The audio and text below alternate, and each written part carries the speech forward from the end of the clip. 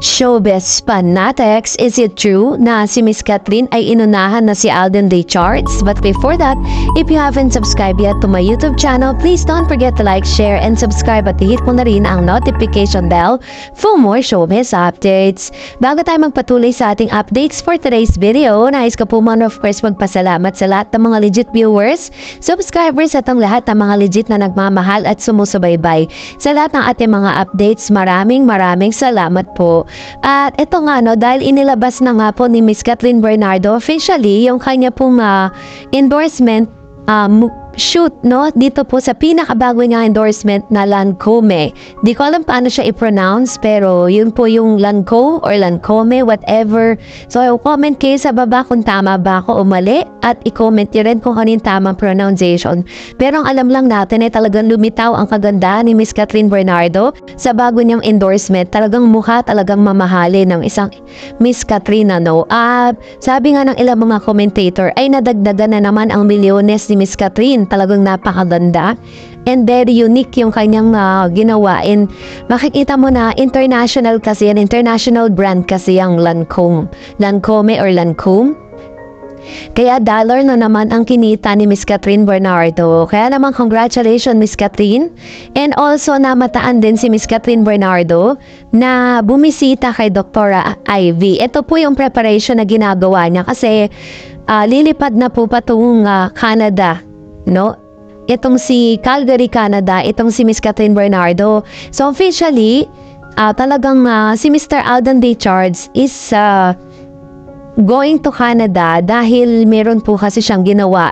Noong July 6, meron po siyang Bingo Plus, ganon. And then nagkaroon po sila ng event. Ngayon, nag-post itong si Miss Catherine. Pina-fact check ko kung latest ba to or mga lumo niyang picture. Pero base po dito sa mga nakikita natin, is same yung kanyang yung kanyang built ng katawan, pati yung itsura niya.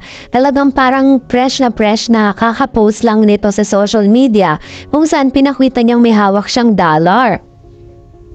Na parang sinasabing out of the country na nga si Miss Catherine, kasi I don't know kasi hindi pa naman ako nakakapag-travel kung ilan ba yung salin bago ka makapunta ng Canada. So yung mga taga-Canada OFW dyan, mag-comment nga kayo ilang salin ba from Philippines to Calgary, Canada. Di ba parang transfer yan para makarating ka doon. So yun po yung post niya na parang nagsisimbolize at parang nauna na nga itong si Miss Catherine Bernardo dun sa Calgary, Canada.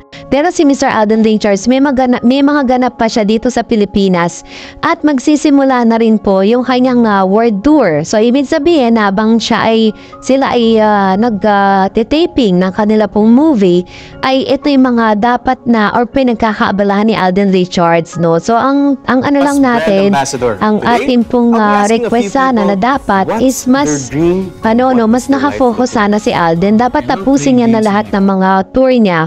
Tas tsaka siya sumabak dun sa movie kasi parang ang hirap kasi na aalis ka tapos babalik ka na naman dun sa character mo, diba? Pero yun ang reality that's his work Kasi kung tutusin, sabi nga ng ilan, bakit daw may mga world tour si Alden? Sinabi niya noon na kapag daw binigyan sila ng projects or natuloy yung HLG Part 2 na HLA ngayon, ika-cancel na lahat ng mga projects niya. Pero siyempre, yung world tour po, hindi po pwedeng canceling yan kasi nakasked na yan Siguro rin sinasabi niya, yung mga mga teleserye, ganon, kung tatanggap man siya, yung Pulang Araw, nagawa niya na po yun, diba? And sinasabi nga na parang hindi pa talaga ito yung tamang panahon para po magkaroon ng part 2 ng kanilang movie. Pero dahil iniiwasan nga daw ni Miss Catherine Bernardo na makatrabaho si Mr. Daniel Padilla, kaya tinanggap niya yung offer na magkaroon na nga ng part 2 HLG or HLA ngayon. So yun nauna na po si Miss Catherine sa Canada dahil may awak siyang dollar na parang $100 po yan na spend niya. So kailangan kasi diba pagpunta mo doon kasama niya yung alam kong kasama niya yung buong team, yung team niya ba? Kasi ganoon po yan, hindi siya pwedeng pumunta doon na mag-isa. Pero yun, syempre shoulder niya yun kasi yun ang taga-ayos sa mga gamit niya. Yun yung taga-pag-makeup niya kasi hindi niya naman pinahawak yung sarili niya sa iba. Tanging sa mga glam team lang niya siya nagtitiwala. So anyways, narito naman ang ilan sa mga komento po natin patungkol naman sa latest updates. Unahin natin ang komento po na nanggaling kay Miss Coco Channel. Sabi niya, who will like to look and recall those previous years of being involved with your self-loyalty? Spend my teens with someone who betrayed my trust? What on earth you will gonna do if you are in my shoe? Maybe she could be stepping for people who are only will use you to climb up to the highest level. If you knew what I'm talking about. God bless, dear Dareds, take care. Ayan. So, siguro naman po naunawaan natin sinabi ni Miss Coco Channel. Sino ba naman talaga yung gusto, diba? Kahit naman talaga sino, kapag nakita mo yung taong parang ayaw mo nang maalala at makasama. Ganun talaga yung gagawin yung medyo awkward talaga. Sabi naman ng isa pang commentator natin, si MP. And also sabi ni MP, kapag talagang nagmalang isang babae, todo bigay sa kanyang pagmamahal. Pero once na wala ng trust o tiwala nito, tapos na ang lahat. Wala nang balikan pa. Sayang at hindi pinahalagahan ni Daniel ang pag-ibig sa kanya noon ni Catherine. Imagine, 11 years silang mag-on pero nabaliwala lang. No, tama. Sabi niya pa, talagang nasa uli ang pagsisisi dahil hindi na maibabalik pa ang nakaraan nila.